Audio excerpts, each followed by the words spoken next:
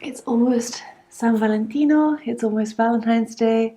If you would like to know my thoughts on Valentine's Day, I made a video on that several years ago. I'll link it on screen. If you're feeling lonely or heartbroken or just disappointed with your relationship at the moment, I've also made a video for you. I think it was 2 years ago for the heartbroken, and I'll link that as well. And try to make them as comforting as possible, because I think that sometimes Valentine's Day can be a particularly difficult time if you're just not satisfied with your love life. However, I always just associate love with decadence. So the idea of romanticism to me means decadence, and this is the perfect dessert when you just want to be greedy. It's also something that is very Italian. You don't think of it as being a classic Italian dish, and yet if you go into any trattoria here in Italy, you'll generally find like about 3 standard desserts which are always on the menu, and you'll find like a crostata, maybe you'll find a tiramisu, and you'll find this little chocolate cake which is called torta or tortino, which is little cake, al cioccolato, chocolate, con cuore morbido, with a soft heart. Cuore, heart, morbido, soft. And so this soft heart is the feature of this dessert, because it comes out and it's all steaming hot, has to be served straight away, and the outer part of the cake is crisp and chewy and delicious, a little bit fudgy, and then as you put your fork into it, out spills this rich hot chocolate heart, and it is so wonderful. I particularly love just the diversity of textures here, because you have that chewy outer edge of the cake, and then you have the very velvety, rich center, which is just oozing, and oh, it's so yummy. And I was considering doing a chocolate panna cotta, but I don't, that's what I don't like about panna cotta, is it's sort of just like a jelly, and it's got no texture. It's sort of just wobbles, and it's just soft, and that's it. Whereas this little star of a cake has everything you want, but you do have to be careful with the cooking time. Don't overcook it. I'll talk about that later on. But basically, it's very simple in your ingredients. You just start by melting your butter and your chocolate. Try to go for the darkest chocolate you can find. Even if you're not a fan of dark chocolate, don't worry, it's not going to be too bitter, because we have all the butter and the sugar. And really, if you go for milk chocolate, it will be just sickly sweet. It'll be overpowering. And this, you really want to be just that lovely sort of sweet, but not too milky. Now, start with your chocolate and your butter, and just put it on in a bowl, and then you want to melt it gently. You could do it in the microwave, I suppose. I don't have a microwave. Take a saucepan, shallow amount of water. You never want your your bowl to be touching the water. You just want that steam to rise up and gently melt your butter and chocolate, and just keep stirring it around so it sort of all melts evenly.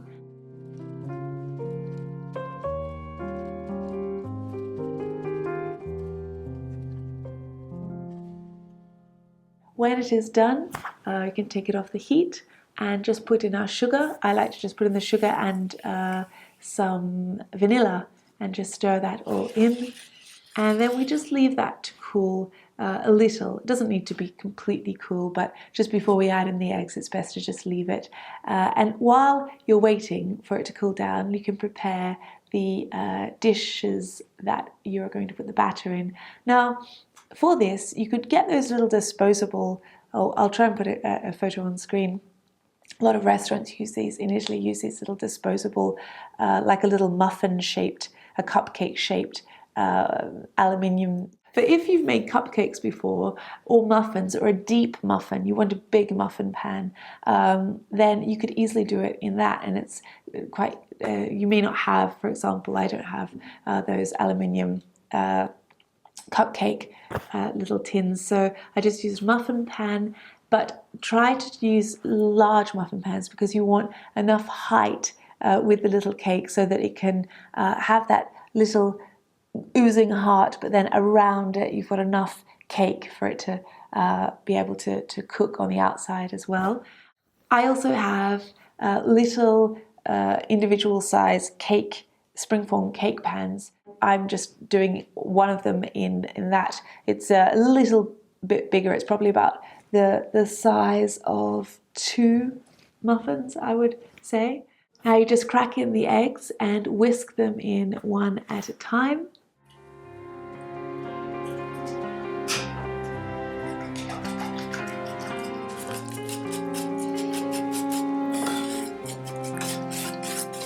And then we just add a very little amount of flour. It's really not going to be cakey. We want it still to remain quite soft and oozing in the middle, so that's why there's so little flour.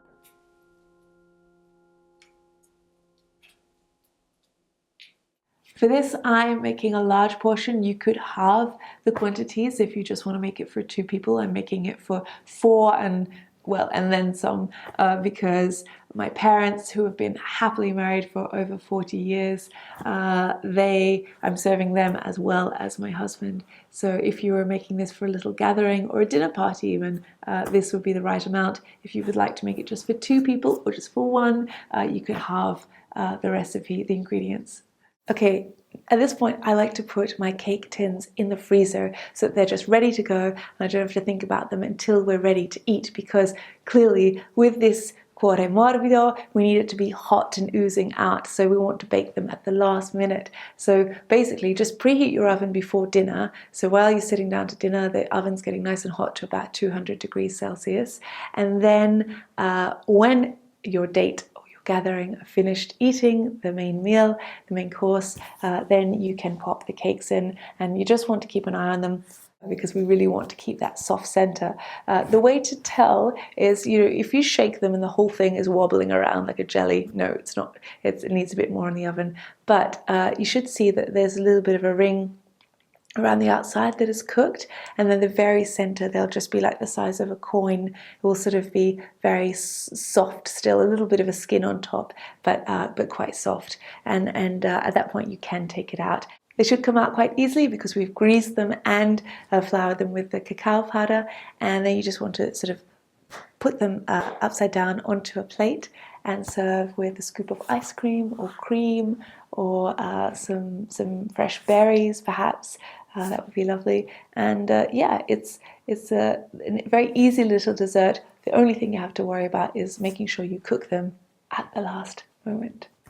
Cooking time will depend on your oven and your pan size, anywhere from 7 minutes to 20 minutes for a larger 10 centimeter diameter tin like this one.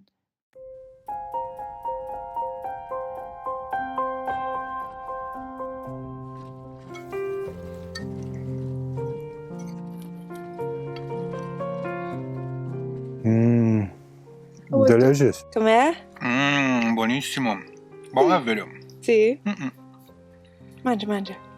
I was telling them how even though it doesn't feel like a classic Italian dish, you can find it in most restaurants in Italy, no? Yeah, it's very nice. Mm.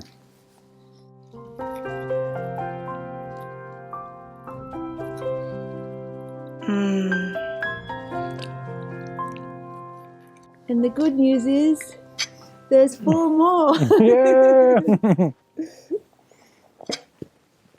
So I can eat yours.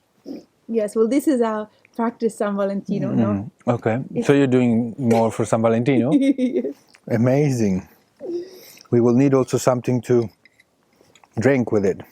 Ah, yes. What would you drink with dessert? I have something sweet like Vinsanto, Passito.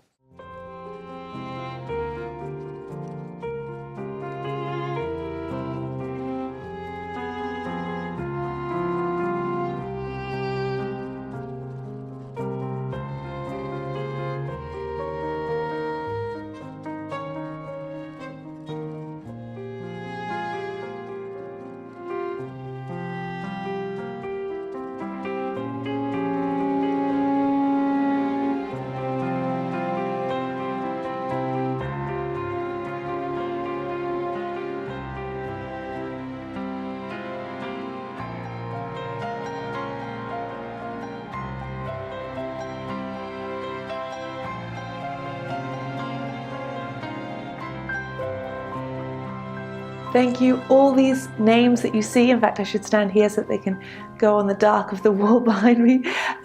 All these names you see are wonderful, generous patrons who believe in what I'm making, this content I'm making, and donate a little, whatever they choose, each month to this channel. And I just thank you, all these people, so much for your support, for believing in me, for giving me the feeling that I can keep going even though I'm a new mother and I'm exhausted, and it's a struggle trying to work and look after a little baby who has been quite a handful because he's struggling so much. It's almost 4 months now. People tell me, oh, if they have colic it gets easier, but our pediatrician has said, oh no, it's just you have a particularly upset baby, a baby who, but we're hoping maybe when we get to 6 months it will be easier, I'm sure.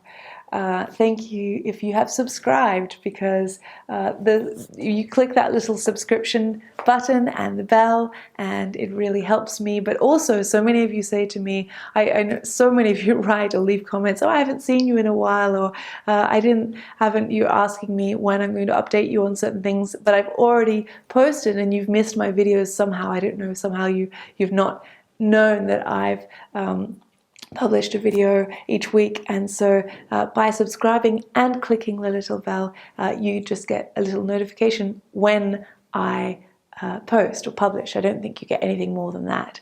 You just get informed when there's a new episode, which I hope is not a bad thing. Thank you very much for watching. I wish you a lovely weekend, a beautiful San Valentino, and I will see you next episode next week, when I will have updates for you on the renovations, because the builders are here right now. So look forward to sharing that with you. See you next week. Alla prossima.